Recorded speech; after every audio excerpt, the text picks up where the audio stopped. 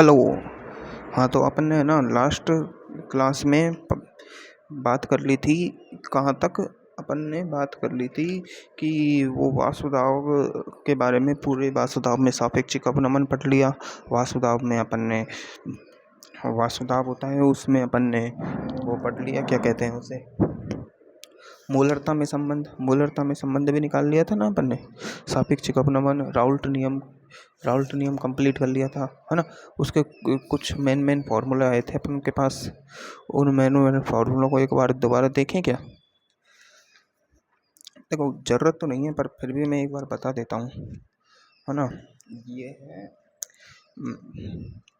तो ये है कौन सा सॉल्यूशन का पार्ट 3,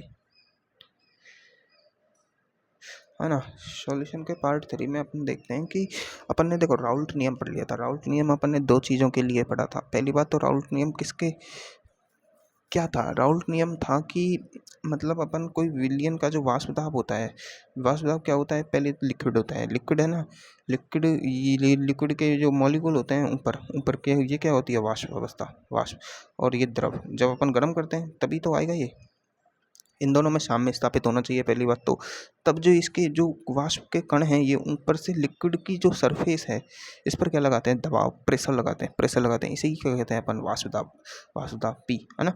इसे ही अपन वाष्प दाब कहते हैं। तो इसने क्या कहा, राउल्ट भाई साहब कहते हैं कि है ना, जो वाष्प दाब है ना, वाष्प दाब क्या है ये, कि जो वाष्पदाब है ना, राउल्ट के नियम के अनुसार जो वाष्पदाब है, वो पहली बात तो लिक्विड में जो ये मतलब सॉल्यूशन है अपने पास, इसमें जो वाष्पशील घटक है, क्या है? वाष्पशील घटक।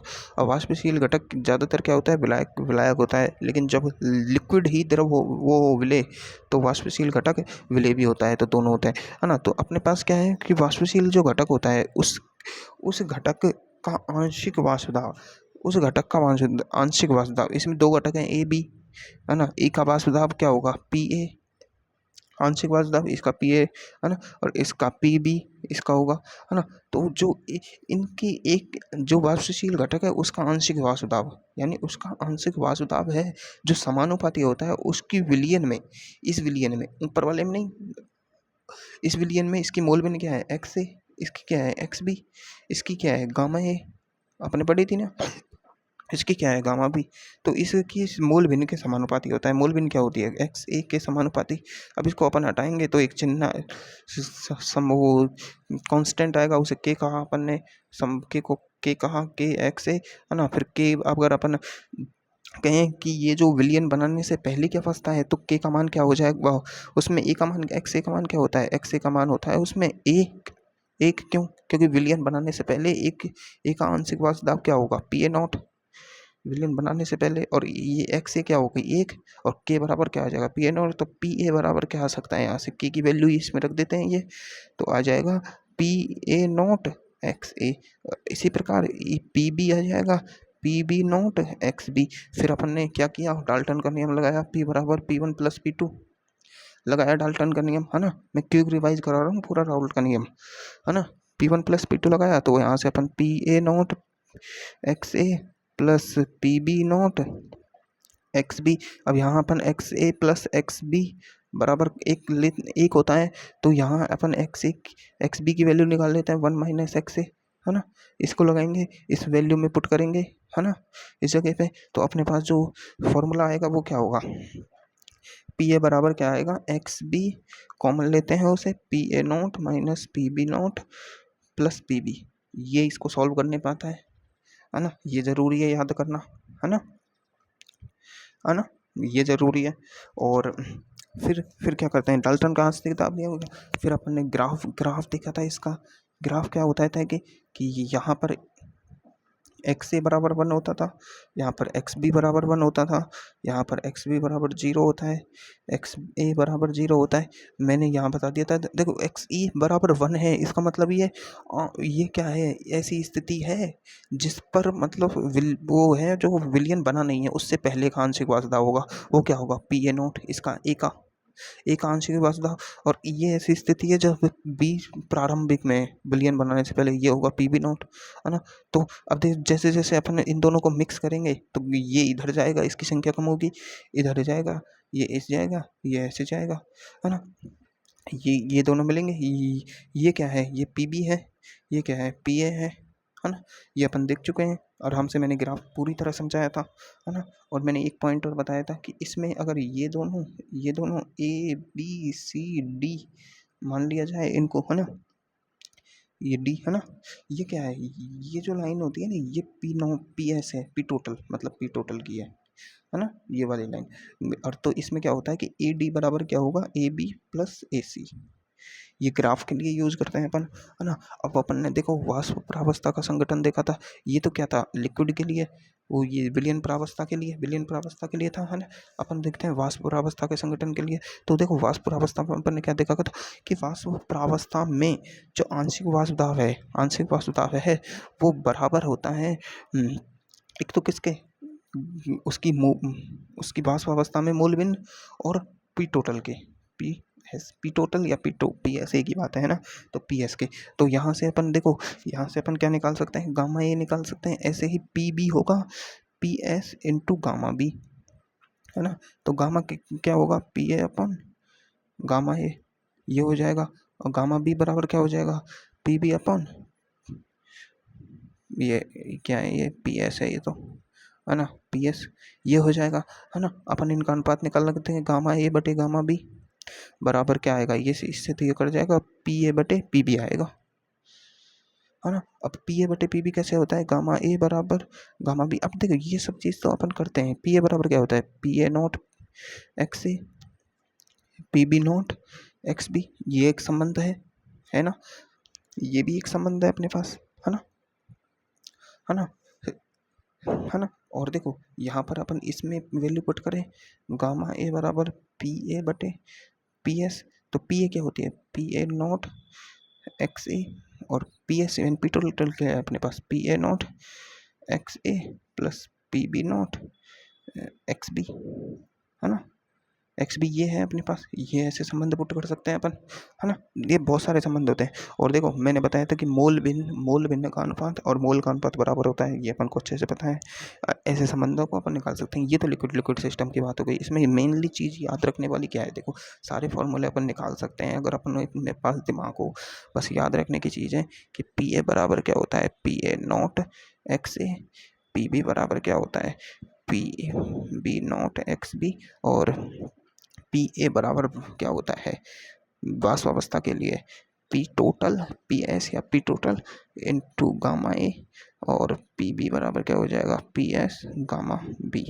ये सब वाष्प अवस्था के लिए होता है और ये इसके लिए होता है ना। और पी एस बराबर क्या होता है, P A plus P B, और ये इस तरह कैसे हो जाएगा, P A not X A plus P B not X B, और ये पी एस बराबर ये भी है, पी एस बराबर इसको पुट करें अपन तो आएगा पी एस गामा ए, नहीं नहीं नहीं नहीं नहीं नहीं नहीं नहीं नहीं इसको पुट थोड़ी करेंगे, पी ए है ना, P A plus P B, हाँ ये P S gamma A plus P S gamma B. ये पी ए की जगह पे ही तो पुट कर रहे हैं अपन, पी ए की जगह पे ये वाला पुट किया पहले अपन ने, फिर पी ए की जगह पे ये वाला पुट कर दिया, तो पी एस बराबर क्या आ जाएगा, देखो पी एस है ना, कॉमन आ गया, gamma A plus gamma B, P S से पी एस गया, gamma A plus gamma B बराबर भी एक होता है। ये ऐसे अपन पुट कर सकते हैं, ये ऐसे है ना। तो देखो अपन ने अपना वाष्प प्रावस्था के लिए पढ़ लिया, ठोस प्रावस्था के लिए मैं एक बार और रिवाइज करा देता हूँ।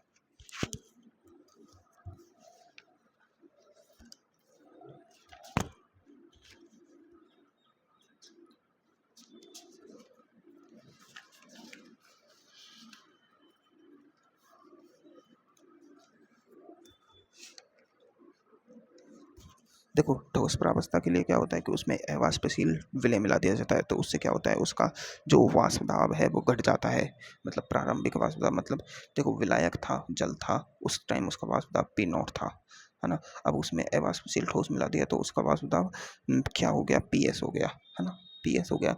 तो पी नॉट है वो ज़्यादा होता है पी एस से, क्यों क्यों, क्योंकि शुद्ध विलयन में उसमें उसे रोकने वाला कोई था ही नहीं, तो तुरंत वो अवाष्पशील ठोस मिला दिया तो उसके कण उसको रोकते हैं, है ना। तो पर ज़्यादा कम नहीं होता है, 10-20% ही कम होता है ना। तो वो याद रखना है अपन को। और राउल्ट के नियम के अनुसार देखो इधर लगाएं अपन पी नॉट। देखो इधर लगाते हैं अपन पी एस। अब पी एस है जो समानुपाती किसके हो गए, उसके आंशिक मूलबिंदु के। किसकी, देखो ये पी एस है, ये क्या है, आंशिक वाष्पदाब। ये आंशिक वाष्पदाब है किसका, देखो अब देखो अपन यहाँ देखते हैं कि यहाँ पर ठोस के कण भी है ना, पर यहाँ पर सिर्फ विलायक के कण होंगे।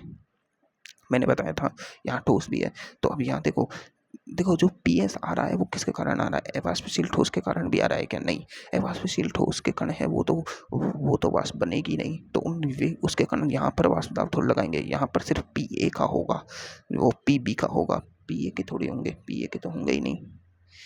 क्यों, क्योंकि ए है वो तो अवाष्पशील ठोस है, उसकी तो वाष्प बनेगी नहीं, तो वाष्प उसकी वाष्प है ही नहीं, तो उसका वाष्प दाब कहाँ से लगेगा। तो ये पी एस है, ये अब भी किसका है, सिर्फ विलायक का है।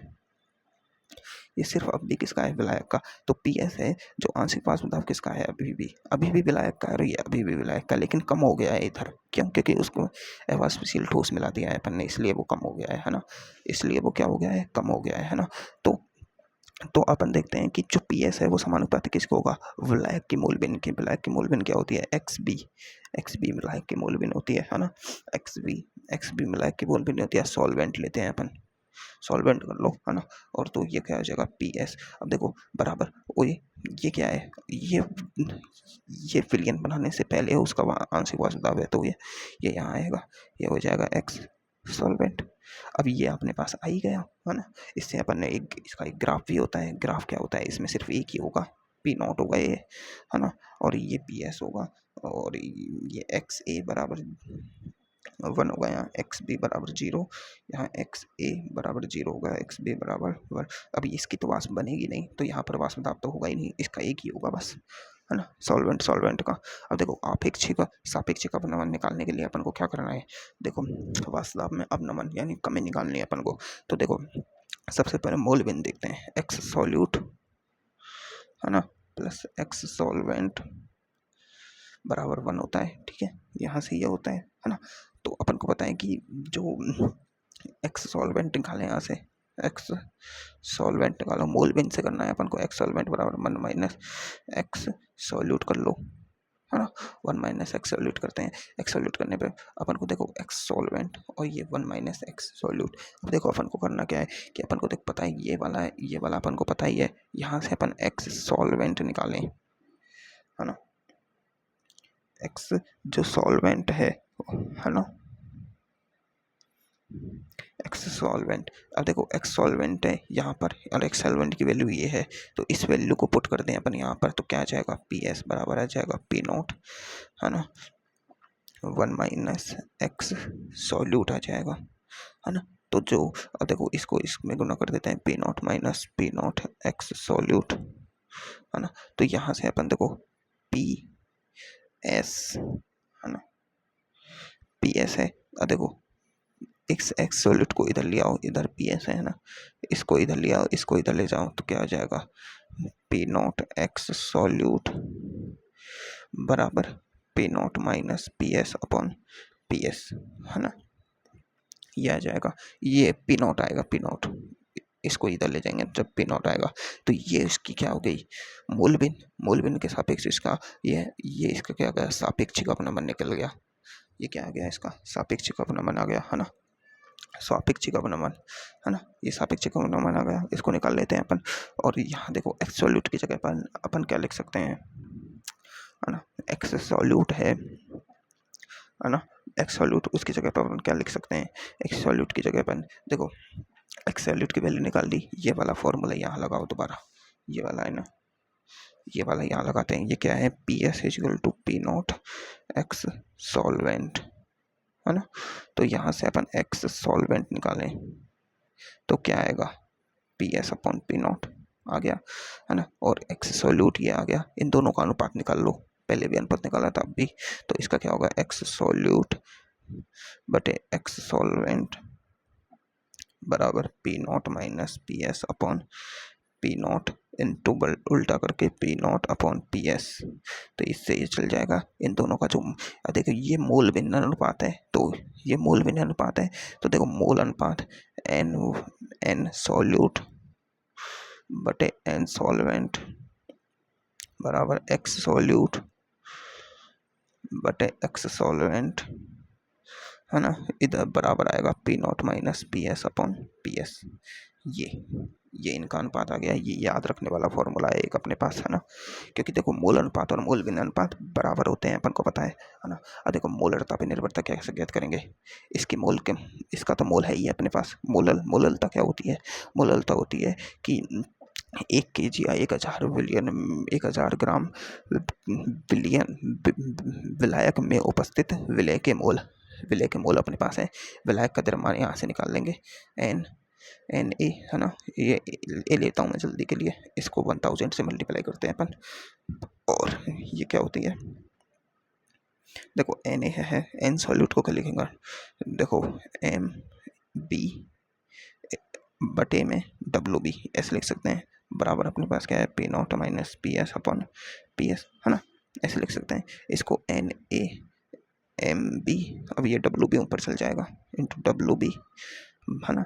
अब इसको 1000 से मल्टीप्लाई करते हैं अपन दोनों तरफ, तो ये तो आ जाएगी अपनी एम क्या आ जाएगी, एम मोललता बटे 1000, है ना, मोललता बटे, अरे यार मेरी किस्मत ही खराब है,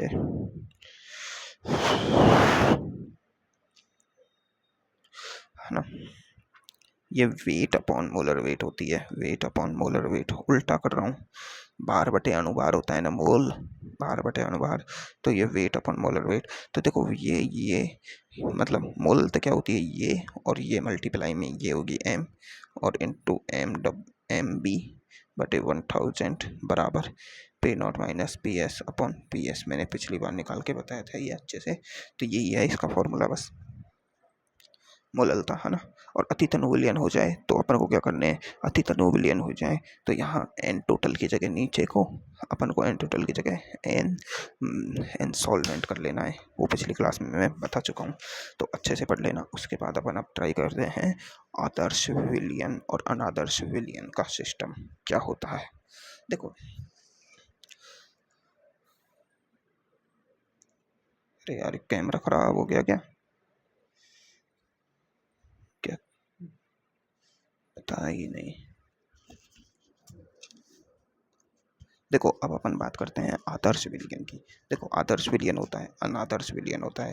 देखो आदर्श विलयन, देखो पहली बात तो अपन क्या देखते हैं कि अपन जब कोई विलयन बनाते हैं, अपन ने यहाँ पर एक विलयन बनाया, है ना, यहाँ से ए लिया अपन ने, यहाँ से बी लिया, इन दोनों को मिक्स कर दिया और यहाँ ए बी है, ठीक है।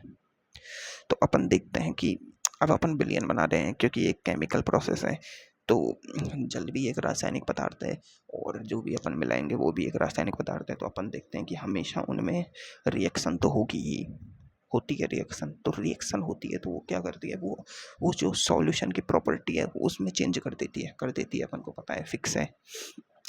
आदर्श विलयन है क्या होता है, आदर्श विलयन, आदर्श विलयन क्या होता है, आदर्श विलयन होता है कि वो राउल्ट के नियम का पालन करे, राउल्ट नियम का पालन हो करे, राउल्ट नियम का पालन करें, मतलब राउल्ट का नियम था पी एस बराबर था P A not X A plus P B not X B हो, इस राउल्ट के नियम का पालन करें। हकीकत में बताऊं क्या होना चाहिए, हकीकत में होना चाहिए कि इन दोनों में यहाँ कोई आकर्षण नहीं होना चाहिए। अगर इन दोनों में आकर्षण हो गया तो वाष्प दाब में परिवर्तन आ जाएगा। देखो मान लो अपन ने विलयन बनाया और उन दोनों में आकर्षण हो गया, उसके मतलब उनके बंध हैं जो आपस में जुड़ गए। अब बंध जुड़ गए तो क्या होगा, अपन को नीचे से टेम्परेचर ज़्यादा देना पड़ेगा, नीचे से अपन को टेम्परेचर ज़्यादा देना पड़ेगा, मतलब वाष्प दाब है वो किस पर निर्भर करता है, ताप पर करता है ना, और क्या करता है, ताप पे निर्भर करता है, और विलयन की जो द्रव है उसकी प्रकृति पर, द्रव की प्रकृति। अब देखो यहाँ तो द्रव अलग अलग है, लेकिन इन्होंने यहाँ रिएक्शन कर ली, अब रिएक्शन कर ली तो द्रव की प्रकृति भी चेंज हो गई और ताप, फिर अपन को द्रव की प्रकृति चेंज हो जाएगी, द्रव की प्रकृति यहाँ पर चेंज हो जाएगी आकर्षण के कारण, तो इनको अपन को ज़्यादा ताप देने पड़ेगा, ताप भी चेंज हो गया तो वाष्प दाब चेंज हो जाएगा, है ना।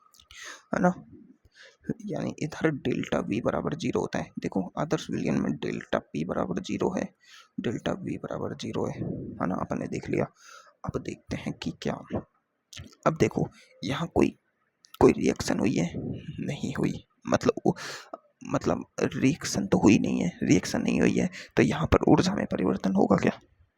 ऊर्जा में परिवर्तन होगा क्या? नहीं होगा। कोई रिएक्शन हुई नहीं है तो ऊर्जा आकर्षण नहीं हुआ, प्रतिकर्षण नहीं हुआ, कोई ने एक दूसरे को कुछ भी नहीं कहा, कोई भी अन्योन्य क्रिया नहीं हुई, तो एंथैल्पी में ऊर्जा में परिवर्तन, एंथैल्पी में परिवर्तन भी जीरो होगा। एंथैल्पी में तो तीन चीजें जीरो होती है आदर्श विलयन के लिए। डेल्टा पी में परिवर्तन, वास्तव में परिवर्तन जीरो, आयतन परिवर्तन जीरो, डेल्टा एच एंथैल्पी में परिवर्तन जीरो। ये सब चीजें आदर्श विलयन के लिए जीरो होती हैं। लेकिन देखो एंट्रोपी क्या होती है? एंट्रोपी होती है मतलब अव्यवस्था, है ना। मतलब कहने को अव्यवस्था होती है लेकिन ये एक पदार्थ की प्रकृति है। मतलब क्या कह सकते हैं, जैसे मतलब एंट्रोपी होती है, इसे अपन एस से कहते हैं अपन, और एंट्रोपी में परिवर्तन को क्या कहते हैं अपन? Delta S. एंट्रोपी में परिवर्तन क्या होता है? Delta S. जैसे आयतन परिवर्तन डेल्टा बी, ताप में परिवर्तन डेल्टा बी। डेल्टा शब्द का मतलब बड़ा परिवर्तन। देखो क्या होता है कि डी डी एस हो, डी एस लिख सकते हैं अपन, है ना। डेल एस लिखते हैं, डेल्टा एस लिखते हैं। अब ये सब चीज़ें क्या है, मैं एक तो ये बता देता हूँ, थोड़ी फिजिक्स की बात है। ये है अल्प परिवर्तन। अल्प परिवर्तन ये क्या है? आंशिक परिवर्तन। आंशिक बिल्कुल बहुत कम, है ना। ये क्या है? परिवर्तन। अल्प परिवर्तन, आंशिक परिवर्तन, परिवर्तन, ठीक है। ये डी डेल डैश में अंतर, ठीक है। अब अपन देखते हैं कि जो डेल्टा एस होता है यानी एंट्रोपी में परिवर्तन, ये अव्यवस्था होती है। अव्यवस्था मतलब क्या होती है? अव्यवस्था हमेशा बढ़ती है। अगर अपन कोई भी काम करते हैं तो उसमें कणों, जो कण, अगर परमाणु के कणों को हिलाया जाए, परमाणु है, परमाणु उन उनको हिलाया जाए तो हिलाने से उनकी अव्यवस्था बढ़ती है। जैसे मैं हवा में हाथ हिला रहा हूँ तो अब भी अव्यवस्था बढ़ रही है। मैं बोल रहा हूँ अव्यवस्था बढ़ रही है, मैं लिख रहा हूँ अव्यवस्था बढ़ रही है। मतलब अगर परमाणु, किसी भी परमाणु को छेड़ा जाए तो अव्यवस्था हमेशा बढ़ती है। क्या होता है? अव्यवस्था कभी भी घटती नहीं है। मतलब एंट्रोपी का मान कभी भी घटता नहीं है, एंट्रोपी हमेशा बढ़ती है अगर अपन कोई भी परमाणु को छेड़ देते हैं, क्योंकि एंट्रोपी का मतलब ही अव्यवस्था है और अव्यवस्था हमेशा बढ़ती है। तो इसका मतलब है कि पृथ्वी पर बहुत सी चीज़ें हो रही है। मतलब पृथ्वी की जो एंट्रोपी है वो लगातार बढ़ती जा रही है, क्योंकि पृथ्वी पर अव्यवस्थाएं बढ़ती जा रही है। पृथ्वी पर हवा चलती है उसके कारण अव्यवस्था होती है, बारिश के कारण अव्यवस्था होती है, अपन कुछ भी करते हैं उसके कारण अव्यवस्था होती है। मतलब अव्यवस्था हमेशा बढ़ती है, ठीक है।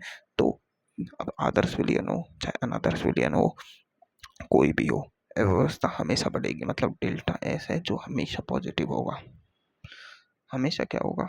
पॉजिटिव, ठीक है। इतना समझ आ गया। अब बात करते हैं अपन नेक्स्ट नेक्स्ट चीज क्या है? गिब्स मुक्त ऊर्जा परिवर्तन, है ना। गिब्स मुक्त ऊर्जा, गिब्स मुक्त ऊर्जा। देखो गिब्स मुक्त ऊर्जा क्या होती है? एक तो गिब्स मुक्त ऊर्जा मतलब मुक्त हो गई, ठीक है। ये गिब्स नाम है। अब ये ऊर्जा क्या होती है? देखो ये सब अपन एंट्रोपी, एंथैल्पी, गिब्स मुक्त ऊर्जा, इसे जी से कहते हैं। और गिब्स मुक्त ऊर्जा में परिवर्तन को क्या कहेंगे अपन? डेल्टा जी, ठीक है ना। ये सब चीज़ें, तीनों चीज़ें अपन, है ना, उसमें पढ़ते हैं किसमें? ऊष्मागतिकी वाले नेक्स्ट चैप्टर में, है ना। तो अपन देखते हैं कि अब अपने हिसाब से कि हाँ, गिब्स मुक्त ऊर्जा परिवर्तन क्या होता है। पहली बात तो देखो गिब्स मुक्त ऊर्जा में, देखो हर चीज़ बता रहा हूँ, कोई भी चीज़ रटने की नहीं कह रहा। एंथैल्पी में परिवर्तन बता दिया, आयतन में परिवर्तन बता दिया, ताप में परिवर्तन बता दिया, मैंने एंट्रोपी में परिवर्तन बता दिया, पॉजिटिव क्यों होता है। मैं ये भी बताऊंगा गिब्स मुक्त ऊर्जा में परिवर्तन क्यों, क्या होता है, कैसे होता है। देखो गिब्स मुक्त ऊर्जा परिवर्तन, अगर अभिक्रिया, ये रिएक्शन के लिए है, ये सभी रिएक्शन के लिए है होने को, पर ये रिएक्शन पे वैलिड होती है। जैसे अगर एंथैल्पी में परिवर्तन, एंथैल्पी कैसी होती है? ऊष्माक्षेपी होती है, ऊष्माक्षेपी छेपी होती है और ऊष्माशोषी होती है। ऊष्माशोषी हो तो डेल्टा एच का मान पॉजिटिव होता है, मैंने बताया था। छेपी हो मतलब ऊर्जा निकल रही है तो डेल्टा एच का मान नेगेटिव होता है ना। ये तो अपन ने ये बता दिया कि ऊष्मा के आधार पर कि ऊष्मा कोई रिएक्शन है वो ऊष्मा निकाल रही है या ऊष्मा ले रही है, ये तो अपन ने डेल्टा एच इस आधार पर बता दिया है ना। लेकिन अगर कोई रिएक्शन स्वतः हो रही है या नहीं हो रही, इस आधार पे भी तो अपन बता सकते हैं। जैसे स्वतः प्रक्रम कैसे होते हैं? जल का वाष्प में बनना, ये हर टेम्परेचर पर होता है, स्वतः प्रक्रम है ना। लेकिन क्या वो जल का बर्फ में बनना स्वतः प्रक्रम है? नहीं, फोर्सफुली कराते हैं अपन।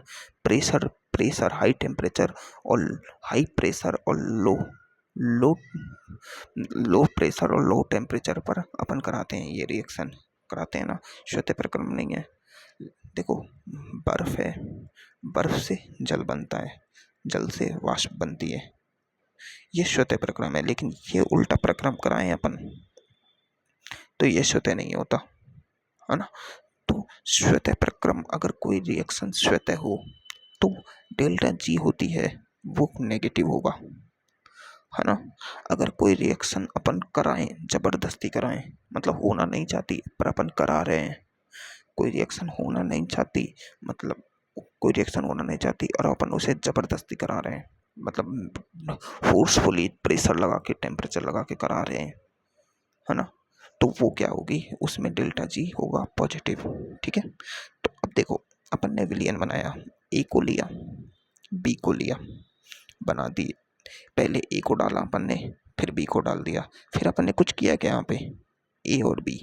अपन ने ये थोड़ी ना देखा कि मतलब ए को पहले यहाँ डाला है, बी को यहाँ डाला है, ए को यहाँ डाला तो ये ए इधर ही है, बी इधर ही है, ये दोनों आपस में तुरंत मिल गए।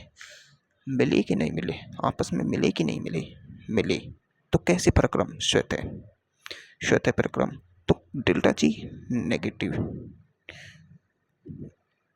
ठीक है ना। लेकिन इधर देखो, अपन ने पत्थर लिया, पटक दिया, यहाँ रह गया, हो गया। अपन ने फिर क्या किया, फिर अपन ने बड़े पत्थर लिए, अपन ने नमक के पत्थर लिए, वो पटके ऊपर रह गए, मिले नहीं मिले।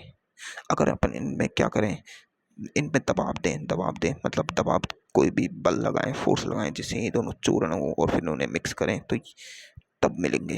तब भी अगर देखा जाए तो हकीकत में मिलते नहीं है ना। तो अपन इनको कैसे मिला रहे हैं, फोर्सफुली। तो ये कैसे प्रोसेस है, फोर्सफुली प्रोसेस होती है वो, उसके लिए डेल्टा जी बराबर पॉजिटिव होता है। ठीक है, तो बताओ विलियन का बनना फोर्सफुली प्रोसेस है कि अपने आप हो रहा है? अपन ने बस उन दोनों को एक साथ लाया है, अपन ने ऐसे गोड़ गोड़ के मिलाया थोड़ी है विलियन को, नहीं मिलाया ना। तो ये फोर्सफुली प्रोसेस नहीं है ना, तो ये स्वतः प्रक्रम है, तो इसके लिए डेल्टा जी नेगेटिव होता है। तो मैंने तुम्हें बता दिया कि आदर्श विलयन क्या होता है। ठीक है, आदर्श विलयन की केस की हर चीज़ बता दी मैंने। अब अपन बात करते हैं, और देखो आदर्श विलयन का ग्राफ कैसा होगा, वही राउल्ट नियम वाला, ये ऐसे, कोई दिक्कत मेरे हिसाब से नहीं होनी चाहिए। अब अपन बात करते हैं अनादर्श विलयन की।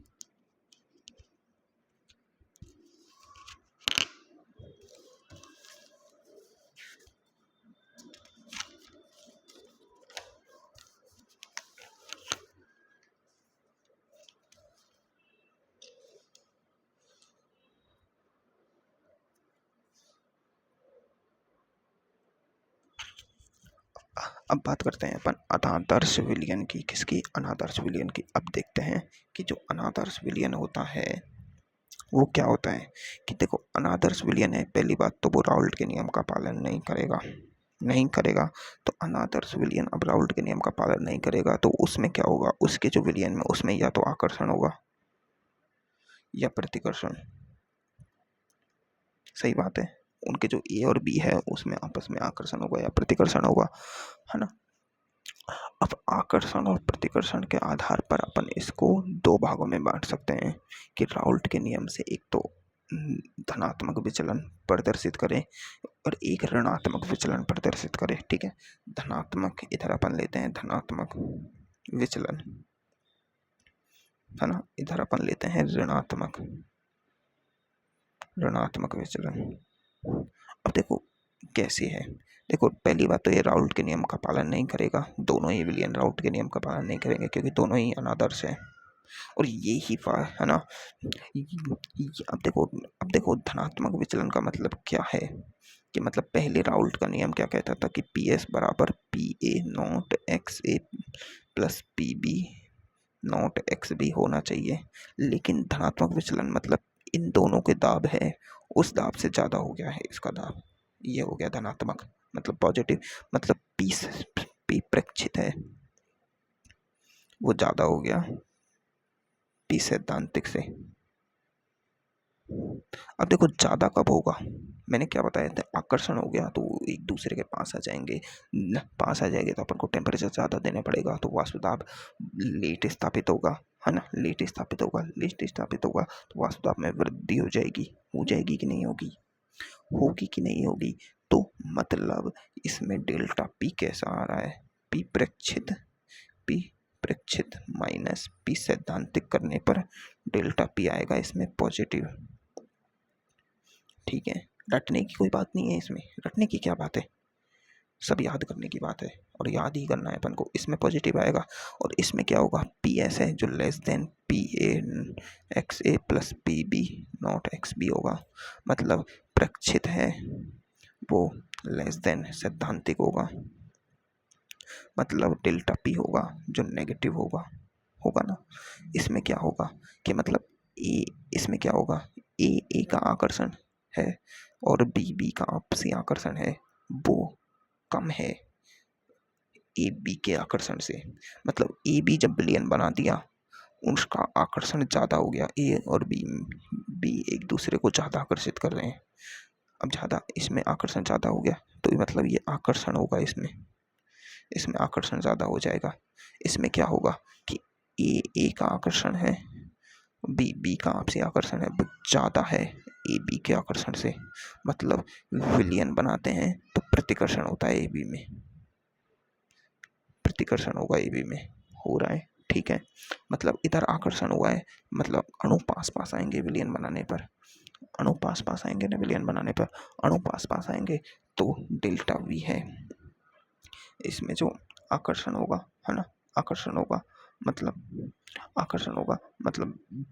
जो आयतन है वो थोड़ा सा बढ़ जाएगा, क्या होगा, थोड़ा सा बढ़ जाएगा। अरे यार बढ़ क्यों जाएगा, घटना चाहिए, आकर्षण हो रहा है तो आयतन है। हाँ अब देखो मतलब प्रारंभिक आयतन कितना है, ये बढ़ क्यों रहा है मैं बताऊं। प्रारंभिक आयतन ए और बी अलग अलग थे, तब क्या था, ए का V1 था, बी का V2 था। ठीक है, बाद का आयतन क्या है, बाद का आयतन V टोटल है। ठीक है, अब डेल्टा V क्या है, आयतन में परिवर्तन, मतलब बाद का आयतन माइनस प्रारंभिक आयतन, बाद का आयतन क्या है, V total minus V1 plus V2, है ना। अब ये V टोटल क्या है, V टोटल क्या हुआ है, कम हुआ है।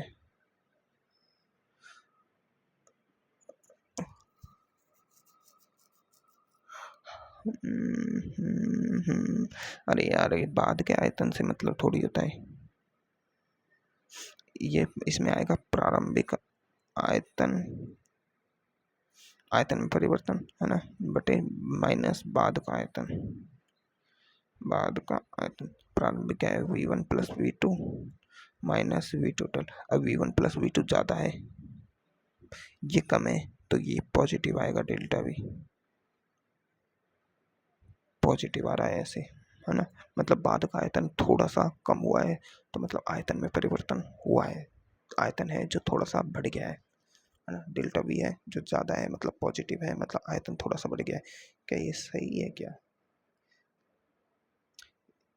मेरे हिसाब से मतलब आयतन में कमी होनी चाहिए, क्योंकि आयतन घटा है ना पहले से।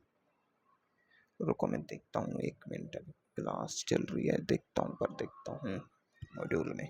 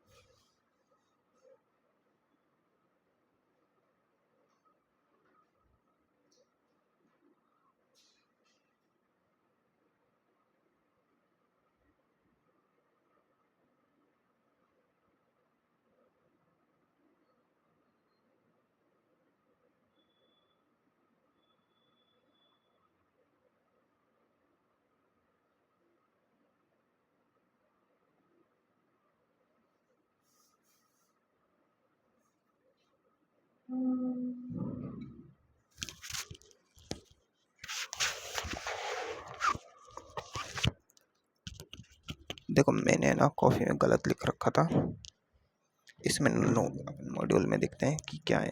देखो धनात्मक विचलन क्या होता है। धनात्मक विचलन जो विलियन राउल्ट के नियम का पालन नहीं करते अनादर्श विलयन कहलाते हैं ना। इसमें भी यही है। इन विलयनों में ए बी अंतःक्रिया, ए बी के मध्य जो अंतःक्रिया है वो ए तथा बी बी अणु के अंतःक्रिया से कम होती है ना। ए बी अंतःक्रिया से कम होती है, मतलब ए बी की अंतःक्रिया है वो कम है। राउल्ट के धनात्मक विचलन में ए बी की अंतःक्रिया है वो कम है, ठीक है। मतलब अंतःक्रिया कम है, मतलब ये दोनों इसके आकर्षण है ना। इसमें क्या होगा, ये प्रतिकर्षण वाला है। राउल्ट का धनात्मक विचलन है जो प्रतिकर्षण वाला है, और ऋणात्मक विचलन है वो आकर्षण वाला है। ये है, मतलब मैंने कॉफी में थोड़ा गलत लिख रखा है, इस वजह से मैंने गलत बता दिया है ना। तो धनात्मक विचलन क्या होगा, मतलब प्रतिकर्षण होगा, मतलब आयतन बढ़ेगा, है ना। इसमें क्या होगा, आयतन बढ़ेगा। इसमें क्या होगा, पी ए है जो ज़्यादा होगा पी ए एक्स ए से, और पी बी है वो भी ज़्यादा होगा, मतलब डेल्टा पी है वो ज़्यादा होगा, पॉजिटिव होगा इसमें, है ना। इसमें डेल्टा वी मिक्सिंग बढ़ेगी, क्योंकि इनमें जो है अंतःक्रिया कम है, मतलब इसका आकर्षण कम है। तो आकर्षण कम है तो मतलब बाद का आयतन बढ़ जाएगा, तो डेल्टा वी मिक्सिंग ज़्यादा हो जाएगी, ऐसे, है ना। तो मैं थोड़ा गलत बता दिया, तो वो मैं सही कर लेता हूँ। क्या सही क्या करना है अपन को, इनकी अंतःक्रिया है वो कम है, इसका ज़्यादा है। ये प्रतिकर्षण वाला है, प्रतिकर्षण करने से, है ना। प्रतिकर्षण करना है, इसमें डेल्टा पी बढ़ता है, पॉजिटिव हो गया। इसमें प्रतिकर्षण वाला है, ये धनात्मक विचलन, है ना। तो इसमें क्या होगा, डेल्टा वी होगा पॉजिटिव। ये आकर्षण वाला है, आकर्षण होगा इसमें, मतलब इसमें इसकी ये डेल्टा ए बी है जो ज़्यादा होगा, इनका आकर्षण ज़्यादा होगा, तो डेल्टा वी क्या होगा इसमें, नेगेटिव, है ना। ठीक है। अब देखो मैंने क्या बताया था कि अगला पॉइंट क्या है अपने पास। आयतन में परिवर्तन देख लिया, आकर्षण ये देख लिया अपन ने। अब है एंथैल्पी में परिवर्तन। एंथैल्पी में परिवर्तन देखो मैं बताता हूँ सीधी सी बात। ऊष्माक्षेपी और ऊष्माशोषी अभिक्रिया दोनों, जो ये धनात्मक विचलन प्रदर्शित करने वाली अभिक्रियाएं होती है, ये तो होती है ऊष्मा, ये अपन को याद रखना है, ऊष्मा शोषी, और ये अपनी होती है ऊष्माक्षेपी। मतलब इसके लिए डेल्टा एच का मान है वो होगा नेगेटिव, इसके लिए होगा डेल्टा एच पॉजिटिव। अब आखिर ऐसा क्यों है, देखो मैं बताता हूँ क्यों है। ऊष्माशोषी का मतलब है ये ताप को एब्जॉर्ब करेगी, क्या करेगी, ताप को क्या करेगी ये, ताप को क्या करेगी ये, एब्जॉर्ब करेगी। क्या करेगी, ताप को एब्जॉर्ब करेगी, धनात्मक विचलन वाली, है ना, है ना। ये टेम्परेचर को एब्जॉर्ब करेगी, ये टेम्परेचर लेगी रिएक्शन कराने के लिए, ठीक है। इसकी रिएक्शन होने के लिए इसमें जो है ये टेम्परेचर देगी, मतलब ये ऊर्जा देगी, इससे ऊर्जा निकलेगी इस विलयन से बनाने में, इस विलयन से बनाने में ऊर्जा लेनी पड़ेगी। तो इसमें देखो ये ऐसी चीज़ें हैं जो अपन को याद होनी चाहिए कि धनात्मक विचलन वाली अभिक्रियाएं होती है वो डेल्टा पॉजिटिव वाली होती हैं, ऊष्माशोषी होती हैं, है ना। ये अपन को याद रखें। मैंने क्या बताया कि अगर कोई भी एंट्रोपी में परिवर्तन हमेशा पॉजिटिव होगा। पॉजिटिव होगा क्यों? क्योंकि हमेशा अव्यवस्था बढ़ती है। और देखो विलयन अपन ने खुद नहीं बनाया, ये अपने आप बनाया है, अपन ने बस मिलाया है। तो डेल्टा जी सदैव क्या होगा? नेगेटिव। डेल्टा जी क्या होगा?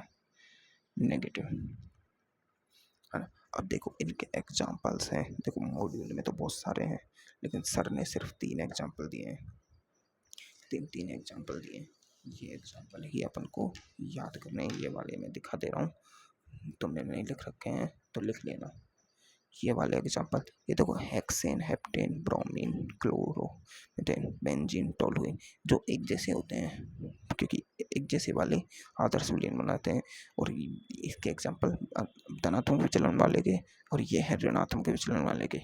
ये पॉजिटिव वाला है, ये नेगेटिव वाला है ना। ये अपन को याद रखना है, ठीक है। इनके ये हैं जो अपन को याद रखने हैं, ठीक है। अब अपन क्या करते हैं, अब अपन है ना इसके ग्राफ देख लेते हैं धनात्मक विचलन के और ऋणात्मक विचलन के। अब देखो धनात्मक विचलन है, मतलब अपन को पता है कि धनात्मक विचलन है। पहले क्या था ग्राफ? ये वाला, ठीक है। धनात्मक मतलब पॉजिटिव, पॉजिटिव का मतलब होता है ऊपर। ये पी ए नॉट है, ये पी बी नॉट है, ये एक्स ए बराबर 1 है, ये एक्स बी बराबर 1 है ना, है ना। तो इसमें देख पी ए बराबर क्या होगा? पी ए मतलब पॉजिटिव होगा, पहले से पॉजिटिव। ये क्या है? डेल्टा पी, है ना। ये क्या है? Delta P A, delta P A है। और ये क्या है? ये है डेल्टा पी बी, ये है डेल्टा पी बी, मतलब पी बी वाला है, पी बी से इतना ग्राफ में वृद्धि हुई है। और ऋणात्मक वाले में देखो, ऋणात्मक वाले का ग्राफ कैसा होगा? ऋणात्मक वाले का ग्राफ, है ना। तो देखो ये वही है। तो ये वाला क्या होता है? इधर नेगेटिव, इधर नेगेटिव, इधर नेगेटिव। ये डेल्टा पी है, ये क्या है? ये डेल्टा पी ए है, ये क्या है? डेल्टा पी बी है, ठीक है। ये सब चीज़ें अपन को याद होनी चाहिए, है ना। ये हो गए आदर्श विलयन और अनादर्श विलयन की बातें। कुछ इसमें याद करना है, कुछ मैंने अच्छे से समझा दिया है, ठीक है। अब अपन को करना क्या है? अब अपन पढ़ते हैं स्थिरक्वाथी मिश्रण।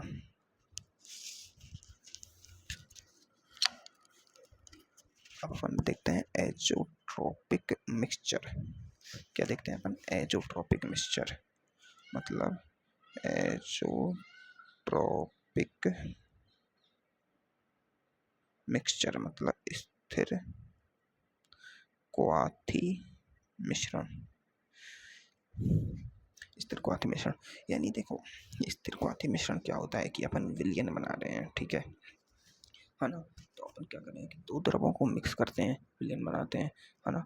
तो अपन देखते हैं कि मतलब ए लिया अपन ने प्लस बी लिया, है ना, और बना दिया ए बी, ठीक है। ये अपन बना देते हैं, है ना।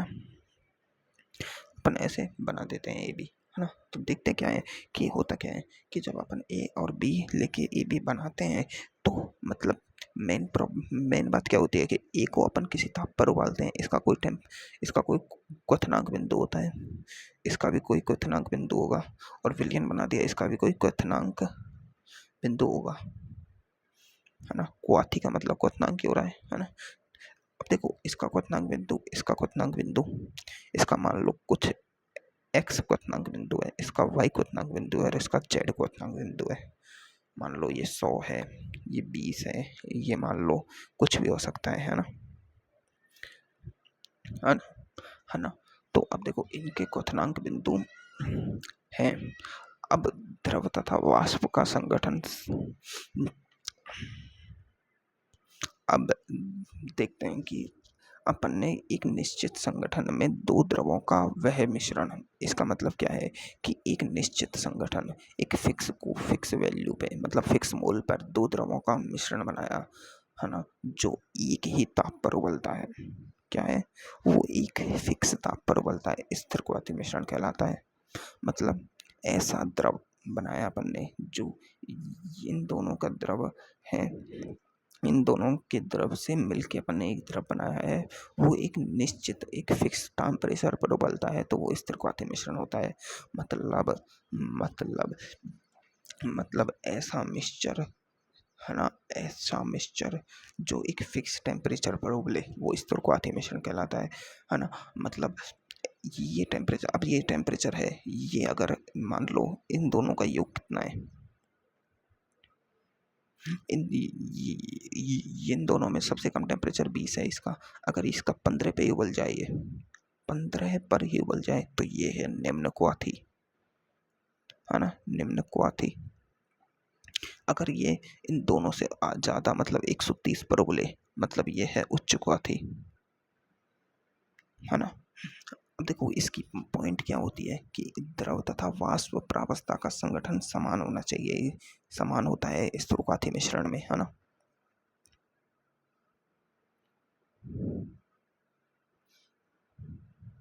है ना।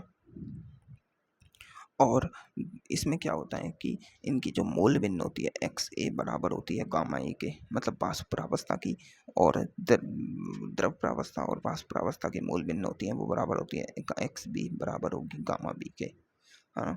ये इस क्वाथी मिश्रण की बात कर रहे हैं अपन, स्थिर क्वाथी मिश्रण की। इनका निर्माण अनादर्श विलयन से होता है। किससे होता है? अनादर्श, अनादर्श विलयन से, है ना। स्थिर क्वाथी में इनका निर्माण किससे होता है? अनादर्श विलयन से होता है। ये एक फिक्स टेम्परेचर पर उबलते हैं, है ना। और जो आदर्श विलयन होते हैं उनमें देखो ना तो आकर्षण होता है ना प्रतिकर्षण होता है, वो किस पर उबलते हैं? वो वो फिक्स है, अपने उसी टेम्परेचर पर उबलेंगे जो उसका सैद्धांतिक दाब होगा। लेकिन जो स्थिर क्वाथी मिश्रण है वो एक फिक्स टेम्परेचर पर उबलते हैं, है ना। अब देखो निम्न क्वाथी मिश्रण क्या होता है? वह है स्थिर क्वाथी मिश्रण जो अपने घटकों के क्वथनांक से कम ताप पर उबले। मतलब अपना घटक है उसके क्वथनांक से कम ताप पर उबले। मैंने बता दिया, जैसे इसका 100 है, इसका 20 है, तो ये 15 पे ही उबल जाए। ए बी है जो 15 पे उबल जाए तो निम्न क्वाथी मिश्रण कहलाता है। क्या कहलाता है? निम्न क्वाथी मिश्रण। अब ऐसे विलयन जो राउल्ट के नियम से धनात्मक विचलन प्रदर्शित करें स्थिर क्वाथी। अब देखो निम्न क्वाथी है, निम्न क्वाथी है जो मतलब अपने टेम्परेचर, मतलब ए प्लस बी किया अपन ने और बना दिया ए बी। अभी ये इसका 100 था, इसका 80 था, और ये उबल रहा है 70 पर भी, इसका बॉइलिंग पॉइंट 80, इसका, तो मतलब ये कम पे उबल गया। अब कम पे कौन सा विलयन उबल सकता है? अपने पास दो अनादर्श विलयन है, एक तो है धनात्मक विचलन वाला, एक है ऋणात्मक। अपन ने देखो एक चीज़ पढ़ी थी कि जो धनात्मक विचलन होता है उसमें जो ए बी का आकर्षण होता है वो कम होता है, कम होता है ए के आकर्षण से और बी के आकर्षण से, इनसे आकर्षण कम होता है। मतलब डेल्टा वी ए धनात्मक विचलन में क्या होता है? पॉजिटिव।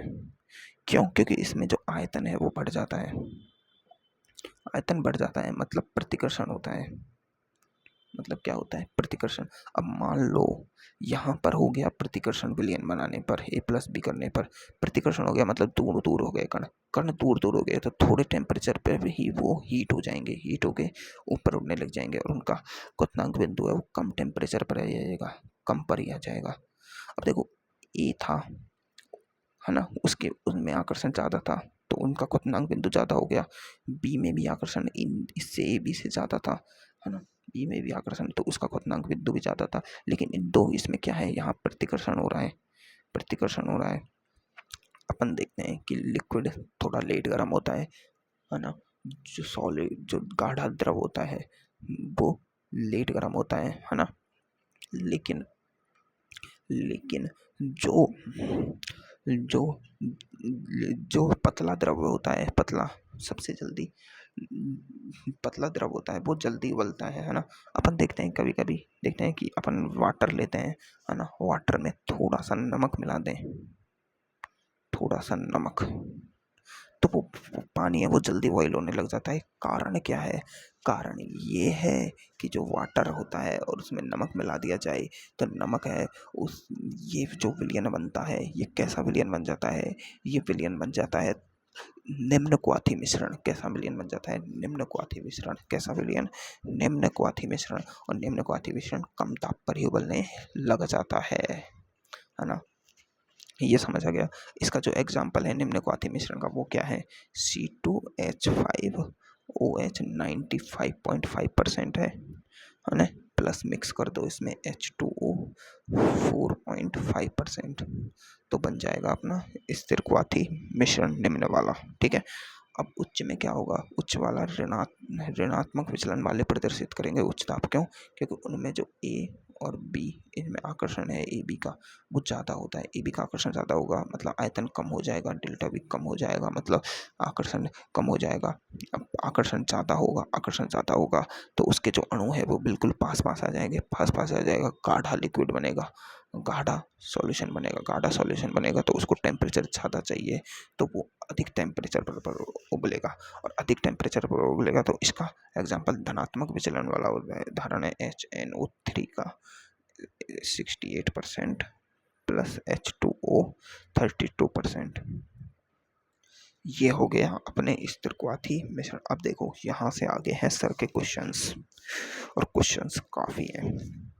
तो देखो मैं चाहूँ तो मैं इनको एक क्लास में करा सकता हूँ, लेकिन मैं कराऊंगा नहीं, बिल्कुल एक क्वेश्चन भी नहीं कराऊंगा, क्योंकि शुरुआत के सारे क्वेश्चंस आसान है। तुम्हें क्या करना है, क्लास लेने के बाद, पढ़ने के बाद ही क्वेश्चंस ट्राई करने हैं।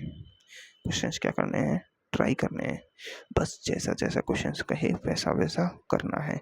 फॉर्मूलो एक बार क्या करना है, ट्राई करने से पहले क्वेश्चंस लगाओ, उससे पहले क्या करना है, सारे फॉर्मूला एक पेपर पर लिखना है ना, और उस पेपर को अपने सामने रख लेना। या पर इतनी भी मेहनत ना हो तो कॉफ़ी ले लेना, कॉफ़ी को अपने सामने रखना जब क्वेश्चंस करो, ताकि अपन तुरंत फॉर्मूले देख लें। एक बार फॉर्मूलों को देख देख के क्वेश्चंस करो, फिर उसके बाद जो ना हो उन्हें मैं बताऊंगा, फिर उसके बाद सेकंड टाइम जो क्वेश्चंस करने हैं वो अपन को याद करके करने हैं सब कुछ। समझ गया? तो फिर अपन नेक्स्ट क्लास में है ना, मैं तुम कहोगे तो क्वेश्चंस करा दूंगा, लेकिन मैं पढ़ाऊंगा अनुसंख्या का गुणधर्म। क्वेश्चंस में अनुसंख्या गुणधर्म के तुम बता दोगे कि मैंने यहाँ तक कर लिया और मुझे ये क्वेश्चंस में दिक्कत आई, तो मैं इन क्वेश्चंस को करा दूंगा आगे। जिन क्वेश्चंस नहीं होंगे उनको मैं सारे क्वेश्चंस नहीं कराऊंगा, क्योंकि तुम्हें करने हैं। ठीक है। अब इसमें सिर्फ दो पार्ट बचे, एक तो अनुसंख्यक गुणधर्म है ना, और एक बचा है इसमें परासरण दाब। और परासरण दाब के बाद अपना ये चैप्टर खत्म है ना। तो इसकी फिर अपन पढ़ेंगे केमिकल इक्विलिब्रियम। ठीक है। तो चलो आज के लिए यहीं शांति देते हैं।